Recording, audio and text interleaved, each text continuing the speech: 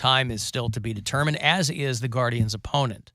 Not sure who they'll be playing. It would be the Blue Jays or the Mariners or the Rays of Tampa. Mariners, by the way. Most likely the Rays. The Mariners broke the longest streak, the longest postseason drought in all four major sports. All four major sports. The Seattle Mariners have made the playoffs. For 21 years, they didn't make it into the postseason. Longest of all four major sports leagues.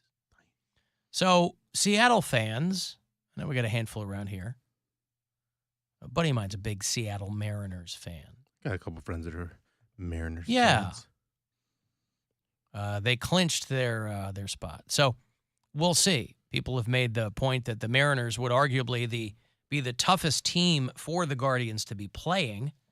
But by the time you get to the wild card, anybody can have a good or a bad game. So, we'll see. But Friday is when that first wild card game is going to be. We don't know what time. Don't know if this program will be preempted or not.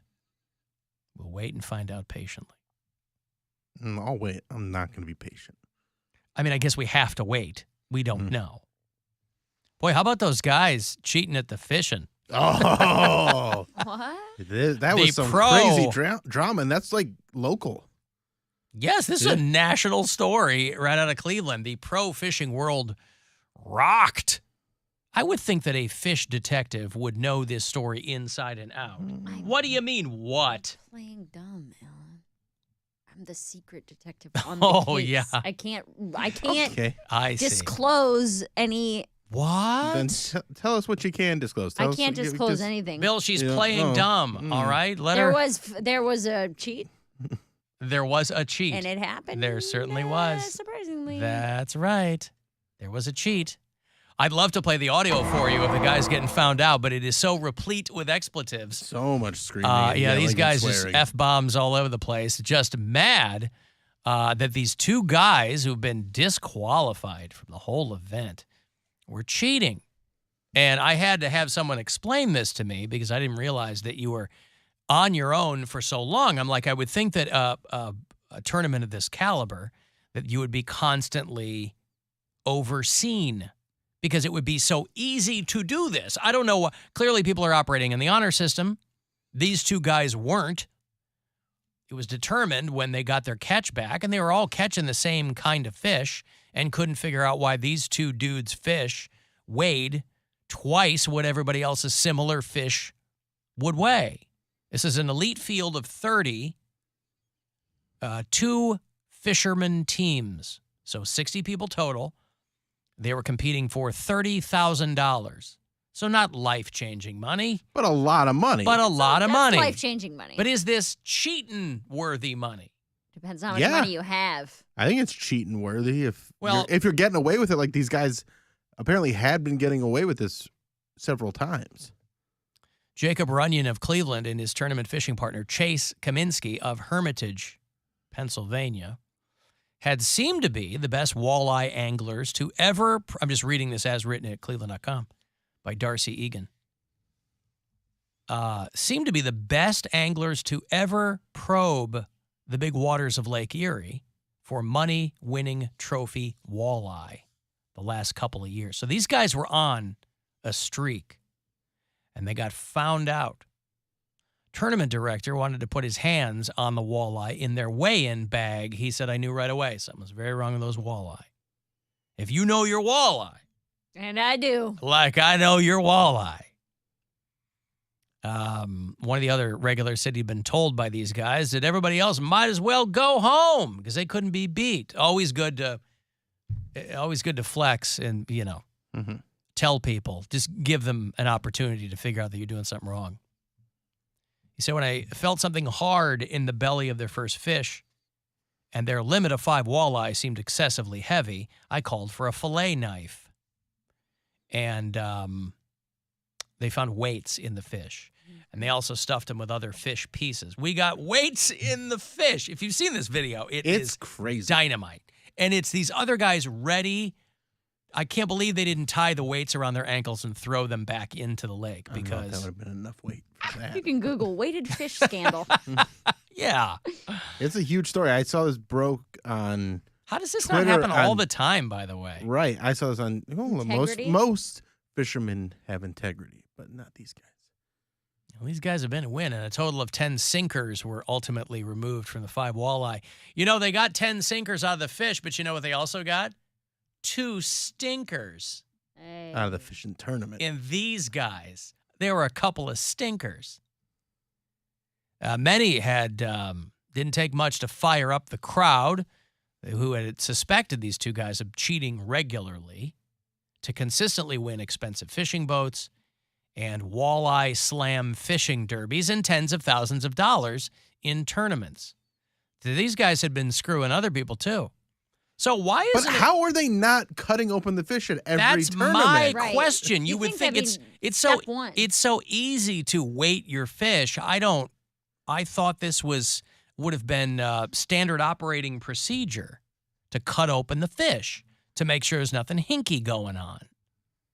The 2 had slipped the 12-ounce egg sinkers in their walleye and patted them with walleye flesh so the sinkers wouldn't bump into each other and make noise. Out of all the sports scandals, really, to come out of Northeast Ohio, who had pro fishing on their bingo card? Right. This is the fishiest. Haven't we suffered enough with the massage guy? These guys are losing it. Yeah. Call the cops. Yes. You guys should be in jail. Yeah. Fish jail. That's theft. So they call. They're not wrong, though. No, I get it. Yeah. They call ODNR and the cops and the whole bit. They told these guys to leave immediately because the other guys were going to beat the hell out of them. Yeah, dude. The one dude had already locked himself in his truck in the parking lot. Why wouldn't you just peel out? So are they going to make him give everything back? We wanted to see if maybe... You mean from the past things they've won? I guess they can't really prove I don't think they can prove. that they had been doing this the whole time. But clearly, you know. While cheating in fishing tournaments is rare, this says, those who have risked it have found themselves severely fined and even jailed.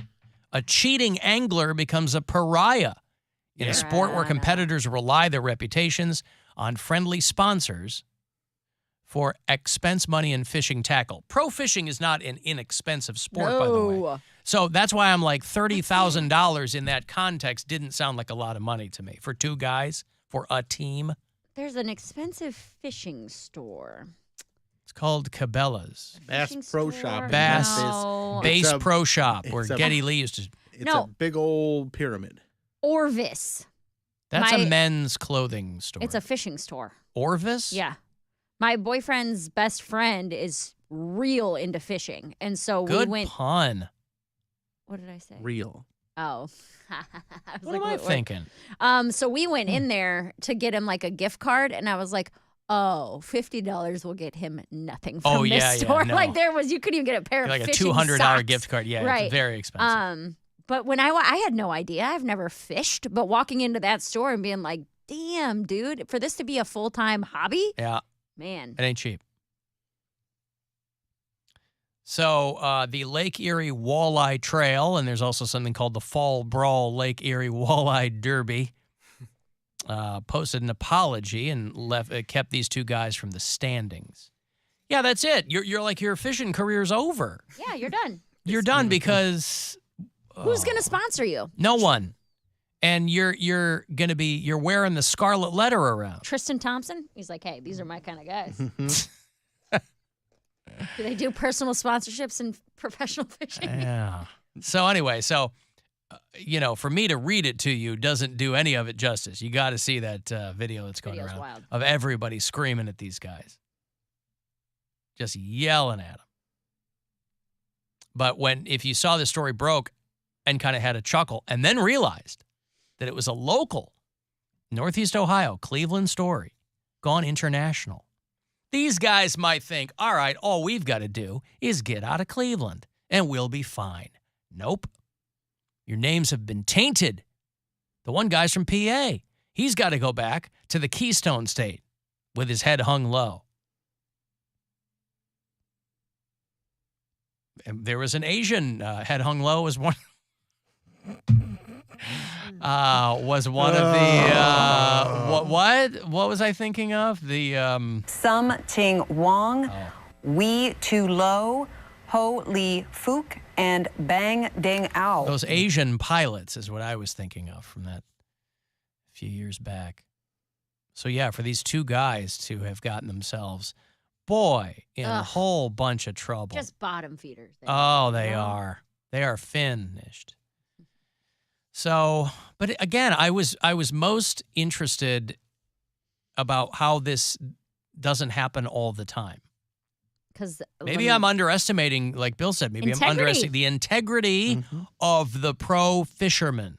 Pro fishing community. And these, I don't know if these were young guys. They must have been young guys, right? Couple of young bucks on the scene. I think they think they're going to tell me what to do. I don't think you can tell how old a fisherman is. They all look the same. They all look like really like in their 30s, like, like late 30s, early 40s.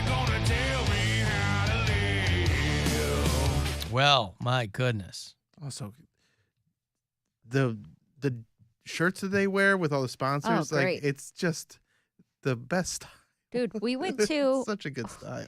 We went to a cookout maybe a month or two ago, and a buddy of mine from middle school was there, and he had on a shirt like that, and I was like, "What are you sponsored in?" Like, it's covered in logos and stuff. It's covered in logos. It's like that jersey material kind of, and he's like apparently a very well-known cornhole dude. In like, has he been on the championships? Yes, he like competes for money, and he has like personal sponsorships and stuff. And it's no joke. Every once in a while, I've caught that on ESPN. Yeah, and you get sucked into it because the competitors are. It's the most evenly.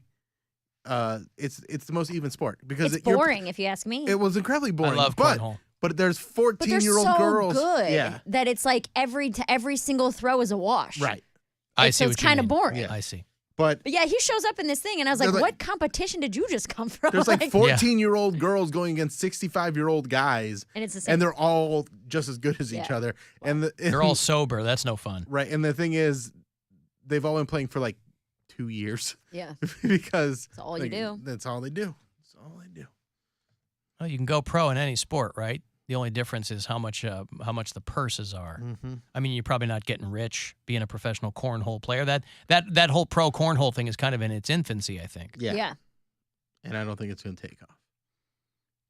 Because, like Mary said, it's pretty boring. It's just, like they watching just keep getting it in.